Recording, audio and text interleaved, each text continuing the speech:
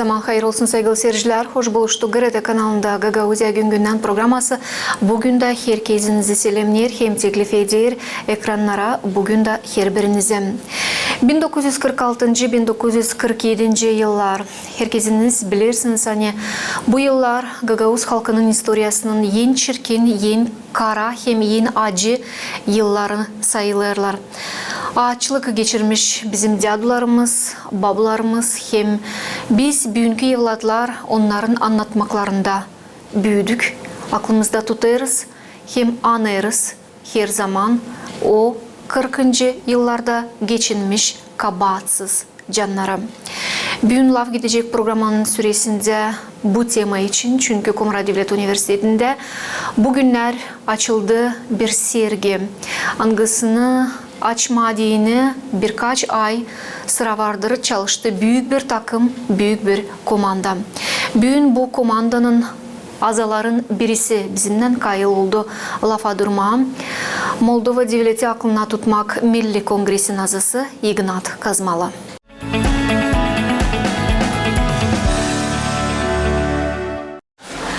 Ignat Mikhailovich, ben isterim canabinize sağ ol söylemen. Siz kayıl oldunuz bize bu interview verme. Gerçekten önemli. Benim bakışıma göre bir olay bugün oldu Komara Devlet Üniversitesi'nde. Niçin? Niçin değil Gagauz halkının historiasında Gagauz ailelerin yarısından ziyadesine bu olay, bu çirkin sayfalar dediler. Silindi yerin yüzünden bütün aileler. Kimi ailelerde bir kim kaldı insan, kimi aileler bir kim büyün de bilinmiyorlar, nereye yok oldular. Canabinize ne oldu sebep başlama, araştırma bu temayı? Çünkü bu kolay bir tema değil. Ama gene de o bizim historiamız. Biz küçükten bilirdik. Kim bizim ailede açlıkta canını kaybetti. Biz anadan babadan bunu iyi bilirdik. Ve bu acıyla biz yaşardık. Bu hatırla içimizde. Bilirdik ne oldu geçmişte 1946'da, 47'de. Hem biz bilirdik niçin bu oldu. Ama bilme bir iş, ama gösterme, dokumentte o başka bir iş. Historia laftan lafa taşı kısa bir vakit. Ama dokument arşivde ne? O ya ömür boyu, yüzyıllara herkese onu açık hem net gösteri. Hani 46'da, 47'de bu oldu. Hem gösteri niçin oldu? Biz onu anlayız. Niçin oldu? Biz bunu 2011'de Avdarma'da Ağacı Köşesi'ni açtık. Ağacı Köşesi'nde memorialda 600 at kara taşlara yazıldı. Kim sadece bizde köyde ağaç bağıra bağıra canını verdi. Sizin ailenizin historiasını var mı açıklarsınız bize? Bizde bizim dedolar bu topraklara Bulgarya'dan 1760. yılda geldiler. Bizim burada biz yaşıyız 9. boy. Biz 9 boyda ben onu hepsini Moldova devlet arşivlerinden hem Avdarma kilise kağıtlarından çıkardım. 4 boydan ananın tarafından Dadu Babu, babanın tarafından Dadu Babu'ya izlerine 1730. 1740. yıladan indim. Biz kimiz ben bunu pek iyi bileyim. Hem neredeniz biz, niçin geldik kendi köylerimizi bizim dadılar, bradılar, niçin onları burayı zorla geçirttiler? Ignat Mikhailovich, olmalı küçüklüğünüzden söylediniz hani siz bu historiyalarda büyüdünüz, kim bilerdiniz, olmalı küçükten ta sizde peydalanardı soruş. Niçin? Ne oldu sebep buna? Neden kabahatsız insanlar kıyıldılar? Siz ne zaman karar verdiniz bulma bu soruşlara cevap? 1984'te ben Afganistan'daydım. Benim dostlarım esir aldılar. Bir yerli adamı. Plen, esir. Da kimse onunla laf edemerdi. 2-3 dil Afganistan'da kullanıyla tercüman, perevotçik vardı ama çözemerdiler onu. Bir akşam onun yanından geçerken ben işittim o ağlaşı. Ben sandım hani bizim Gagavuzlardan birisini tuttular da nasıl yaptı. Yaklaştım ona diyeyim sen kimsin, neredensin? Ben de Uygur'un, Çin'den. Hani var öyle Türkçe konuşan Uygur ben bilmezdim. Hani Çin, o Kitay onu da bilmezdim. Laftan o değil, sen kimsin, sen neredesin? Ben diyeyim Gagavuz'um, ben Moldova'dan. Ben de ilk kere işiteyim bunu. Laf ettik onunla, ince o düştü, nasıl yaptın, ne oldu? Dedim şimdi ben geleceğim. Gittim söyledim, komandire diyeyim ben bilmiyorum kim bu adam. Kim o Uygur, hem nasıl o Çin. Komandir de Azerbaycanlıydı, Tahir Mursalov. У ди Игнат, это уйгуры, тюркский народ, проживают в Китае, а Чин это Китай. Dedi şimdi söyleyeceğiz, getircikler onu. Getirdiler onu, geldi başka ofislerle. Ben onlara hepsini perevot ettim. Da bütün gece sabahdan uyumadım. Diyeyim bu adam çölde tutmuşlar. Bili kim o? Ben burayı devlet tarafından yollanmışım, ben bilmeyeyim kimim ben. Neredenim ben bilmeyeyim. Da dedim eğer deri kalarsam ben üniversitede historia gideceğim, öğreneceğim. Ben kimim ben bu cevabı bulacağım. Da Baku Üniversitesi'ni bitirdim. Kimim ben? Kağıtta yazdım. Ben bileyim. Kimim ben? Neredeniz biz? Zordu mu bu yol? Arama hem bulma kimsiniz siz? Bana Kemersra dostlarım yakından soruyorlar. Nasıl diysem bu işi başardın. Ben diyeyim ben en zor yolu seçtim. Diyeyim niçin? Diyeyim ben en zor yolda ya kafadar kendime bulamadım. Herkes kolay yolu arardı. Ben diyeyim en zor yoldan geldim da bu en zor, en ağır işleri, en derin işlerin dibine kadar geçtim. Bugün de izim belli, işim belli. Игнат Михайлович, bugün 2025 yılda yaşıyoruz. Kimsenin adın değil saklık. Hani 90. yıllarda, 80. yıllarda, kar 47'den bu yana 90. yıllardan, varınca söylemeye 2000. yıllardan da alar kana dokument tarafından bildirim inandırılmak. Neden olmuş bu açlık? Kaç kişi geçinmiş bu açlıktan? Arşivler ne demek isterim? Hani arşivler hepsi kapalıydı.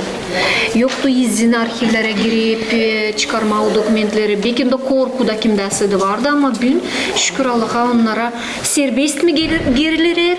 Yoksa lazım gene arayıp yol bulma, danışma, kime sakiyat yazma, kapalı arşivler gene mi? Ne soruyorlar bu iş?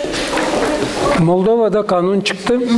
2010'den bu açlık arşivlerini yavaş yavaş yüze çıkarıyorlar. Hepsinin arşivleri devlet izin verdi. Araştırmacılar onları varınca hem okusun hem kopya yapsın hem kullansın. Ama sadece Dil Kişinev'de devlet arşivinde bizim Çadır rayonu arşivi, Vulkaneşt rayonu, Komrat rayonu arşivlerinde de yüzlerce doküment var. Ama Gagavuzya Bilim Araştırma Merkezi hiçbir insan oradan o papkalara parmağı dokunmamış. O insanlar bizim historiamızı aramıyorlar. De bakın burada ya ilk doküment 27 Ağustos 1944 Çadır'da ne lazım yapsın insan. Ama hiçbir dokümenti yok. Nasıl devlet yapacak bizim insana? Sadece insan onlara borçlu. Devlet onlara hiçbir yerde borç almıyor üstüne. Hiç sorumluluk almıyor. Sadece insandan hepsini alıyor. Da biz görüyoruz. Hani bu işi devlete mahsus bilerek yaptı. İnsan yaşardı. İnsan sertti. Çalışkandı. Kolhoza gitmeyi istemerdiler. Hani bizim halkın boynusunu, belini, dizini bükme diyeni ondan insandan bütün mal varlığını, yekinleri hepsini topladılar. Da ağaç zorlana insanı öldürdüler. Daha insan anlayıncasına hani başını iltmese, dizini çökmerse, kolhozuna girmerse hepsi kaybedecek. Da o zaman 46'da 47'de çekildiği kolhozlar olma.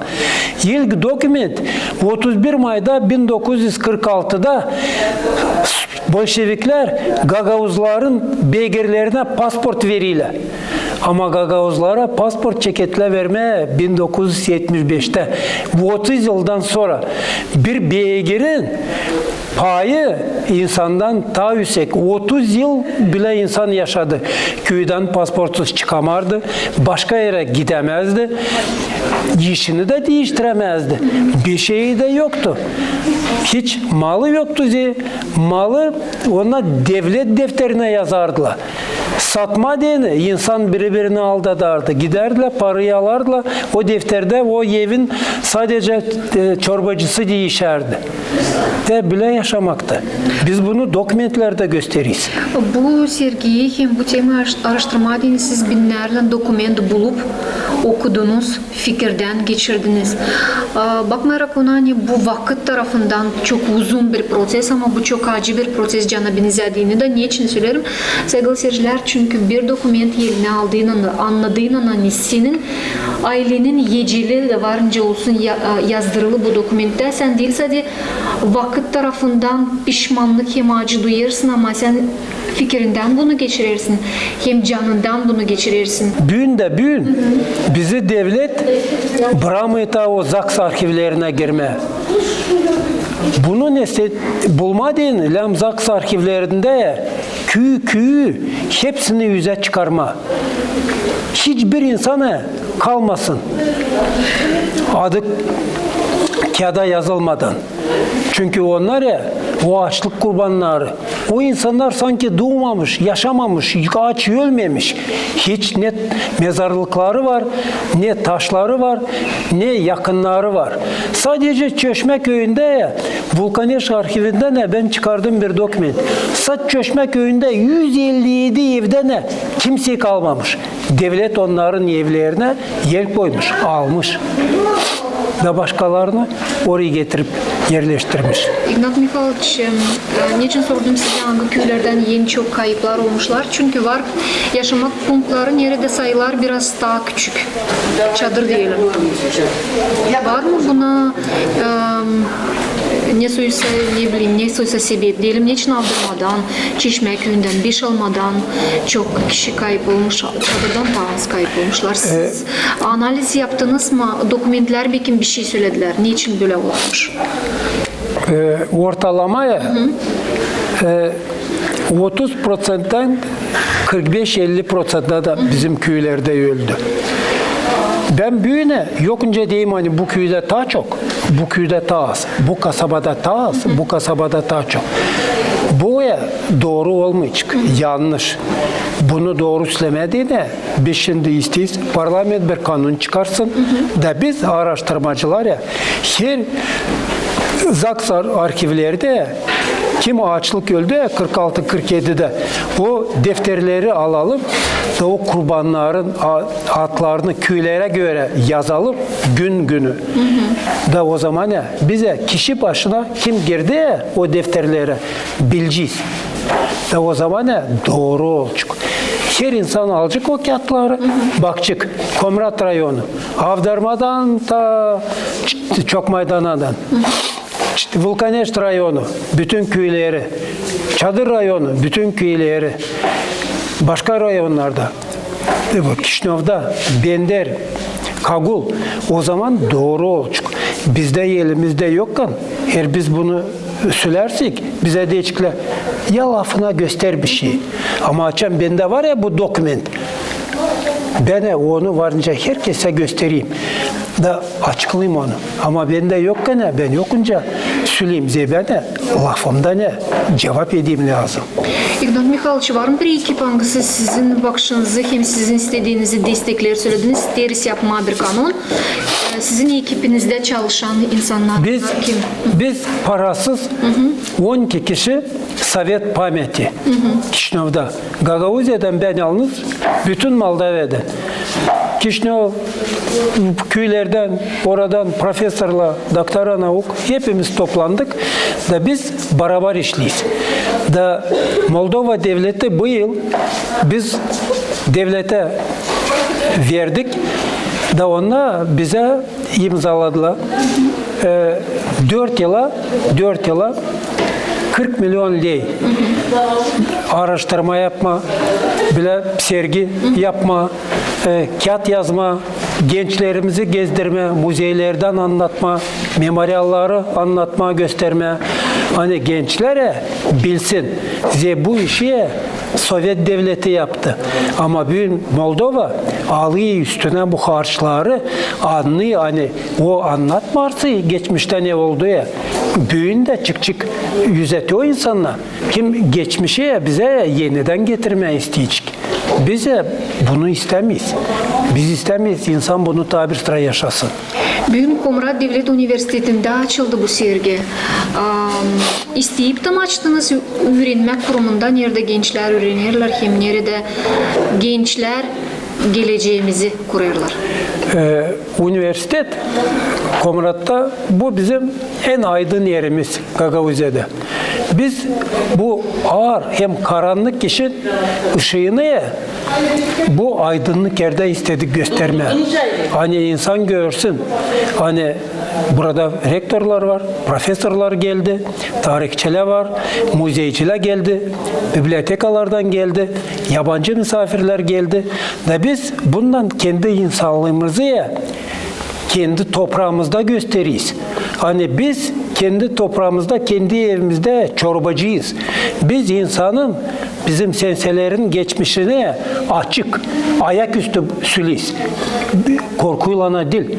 Ama biz biliyiz kim bunu yaptı. Ama biz vazgeçiyiz. Dokumentlerle atları geçiyor. Neden?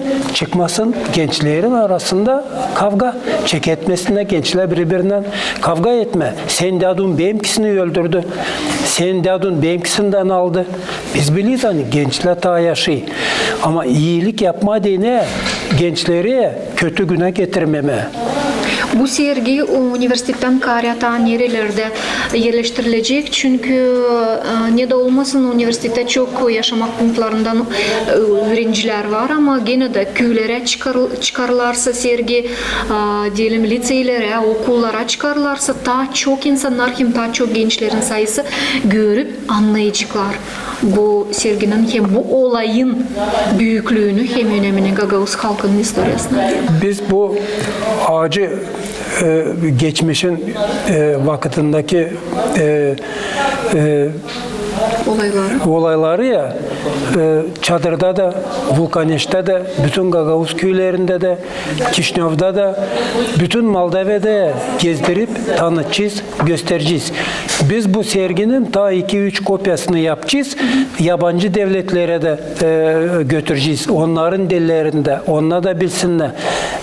Bizim dadula, babula ne yaşadı? Bizim Gagavuzluk geçmişte ne acı günleri atlattı, ne kayıplar verdi. Demek görecek hepsinin olacak olaylı tanışma bu sergiyle. Hepsinin olacak tanışma bu sergiyle. Hem isteyeyim söyleme hani Moldova devleti buna her sergiye pomana parası veriyor. Nerede biz yapacağız ya, kim gençler gelecek ya, küçük bir pomana, çay, kofe, tatlılık orada olacak. İgnat Mikhailovich, siz bugün bir historia araştırıcısı olarak o insanların bu çirkin sayfalardan geçen insanların evladı olarak acaba ne istersiniz gençlere söylemeye? İsteyim gençlere söyleme, hani uyanık olsunlar. Uyanık olsunlar, geçmişi bilince gününde de onunla kendisine bunu yaşatmasınlar. Ama bu acı olayları bilmezseler, unutarsalar, kabul etmezseler bunları, hiç kimse onlara garanti vermeyecek. Hani bir gün başlarına bela gelip bir daha yaşatacaklar. Sağ olun Sigurd Mihайлович. Hani olasın. kayıp oldunuz bizimle laf etme. Sağ olasınız siz de. Sevgili seyirciler, tebrik isterim herkesinize danışma bu ekranlardan. Unutma yok hakkımız. Her zaman analım hem aklımızda tutalım. Evlatlarımıza anlatalım. Hani böyle çirkin olaylar bir zamanda karşı gelmesinler bizim evlatlarımızla. Hepsinize derim sağ olasınız. Hani bizimle birlikteydiniz. Kalın sağlıcakla. Gelen buluşmaklardan GRT kanalında.